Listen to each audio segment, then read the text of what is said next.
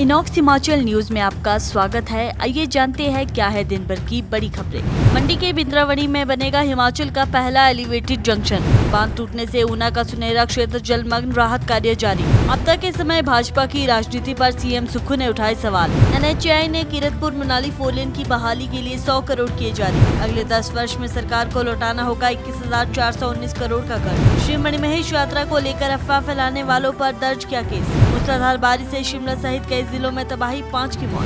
NH5 Mansar के पास पहाड़ दरकने से सड़क बंद, यातायात बाधित। आइए जानते हैं अब खबरें विस्तार से। हिमाचल प्रदेश में पहली बार मंडी के समीप बिंद्रावनी में एलिवेटेड जंक्शन का निर्माण शुरू हो गया है। ये जंक्शन पठानकोट मंडी 4 लेन को कीरतपुर मनाली 4 लेन से जोड़ेगा और ये मौजूदा 4 लेन से लगभग 7 मीटर ऊंचा होगा। एलिवेटेड जंक्शन का मुख्य उद्देश्य बढ़ते यातायात दबाव को कम करना है, क्योंकि कीरतपुर मनाली और पठानकोट मंडी 4 लेन पर रोजाना हजारों वाहन चलते हैं। ये जंक्शन व्यास नदी पर बनने वाले मेजर पुल से जुड़ा होगा, जिसके साथ 2 छोटे पुल और 1.8 किलोमीटर लंबा 4 लेन भी बनाया जाएगा। हिमाचल प्रदेश में भारी बारिश के कारण विभिन्न क्षेत्रों में हालात नाजुक होते जा रहे हैं। बीते 24 घंटे से जारी मूसलाधार बारिश ने ऊना के सुनहरा क्षेत्र में तीव्र बाढ़ जैसे हालात पैदा कर दिए हैं। यहाँ एक बांध टूटने से नजदीकी खड्डों का जलस्तर खतरनाक स्तर पर पहुंचा, जिससे 4 घर पूरी तरह जलमग्न हो गए हैं। प्रशासन ने राहत और बचाव कार्यों के लिए दमकल विभाग, लोक निर्माण विभाग और स्थानीय अधिकारियों को मौके पर तैनात किया है। इसी प्रकार कांगड़ा जिले के इंदौरा विधानसभा के मंड क्षेत्र में भी भारी जल भराव की समस्या है। बोंगबांध से छोड़े गए पानी के कारण सड़कें, घर, दुकानें और खेत जलमग्न हो गए हैं। पूरे क्षेत्र में हाहाकार मचा हुआ है और लोग बाढ़ से पूरी तरह जूझ रहे हैं।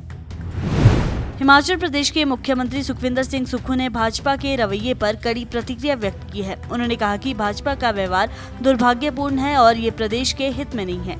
संकट की इस घड़ी में जब प्रभावित परिवारों के साथ खड़े होने की आवश्यकता है, विपक्ष राजनीतिक फायदे की राजनीति में लगा हुआ है। सीएम सुक्खू ने भाजपा नेताओं को सद्बुद्धि की प्रार्थना करते हुए कहा कि उन्हें जनता के दुख दर्द को समझना चाहिए और ओछी राजनीति के बजाय प्रदेश के लिए सार्थक कार्य करना चाहिए। उन्होंने साथ ही कहा, विपक्ष को अपने वरिष्ठ नेता शांता कुमार से सीख लेकर सकारात्मक पहल करनी चाहिए। हिमाचल प्रदेश में लगातार बारिश और व्यास नदी के उफान से कीरतपुर मनाली 4 लेन के कई हिस्से पूरी तरह क्षतिग्रस्त हो गए हैं। जगह जगह भूस्खलन और नदी के बहाव के कारण सड़कें टूट गई है और मनाली का संपर्क लगभग कट गया है। NHAI ने स्थिति की गंभीरता को देखते हुए त्वरित राहत योजना के तहत मरम्मत कार्य शुरू कर दिया है और 100 करोड़ रुपए जारी कर दिया है। सबसे अधिक प्रभावित कुल्लू मनाली खंड में 4 लेन के 10 से ज्यादा हिस्से नदी में समा चुके हैं। स्थायी बहाली के लिए सुरंग, फ्लाईओवर और मजबूत ढांचे तैयार करने के लिए विस्तृत परियोजना रिपोर्ट बनाई जा रही है। कैग की वर्ष 2023-24 की रिपोर्ट ने हिमाचल प्रदेश के वित्तीय हालात को लेकर गंभीर सतर्कता जताई है। रिपोर्ट के अनुसार प्रदेश को अगले 10 वर्षों में कुल 21,419.89 करोड़ रुपए का कर्ज चुकाना होगा, जिसमें वर्ष 2028-29 में अकेले लोक ऋण अदायगी व ब्याज पर 8,423.75 करोड़ रुपए होंगे। रिपोर्ट में ये भी उजागर हुआ है कि वर्ष 2023-24 में केंद्र सरकार ने प्रदेश के लिए 6,342 करोड़ रुपए का कर्ज सीमा निर्धारित की थी, जबकि इस अवधि में प्रदेश ने 9,043 करोड़ रुपए कर्ज लेकर तय सीमा से लगभग 2,700 करोड़ रुपए अधिक कर्ज बढ़ा लिया है। श्री मणिमहेश यात्रा के दौरान सड़कों के अवरुद्ध होने और यात्रियों के फंसे होने को लेकर इंटरनेट मीडिया पर अफवाहें फैलाने के मामले में साइबर थाना शिमला में FIR दर्ज कर दी गई है। शिकायतकर्ताओं ने आरोप लगाया है कि इस तरह की अफवाहें फैलाकर हिमाचल प्रदेश सरकार और राज्य की छवि खराब की जा रही है। साइबर पुलिस इन सभी वीडियो और सूचना स्रोतों की गहनता से जाँच कर रही है।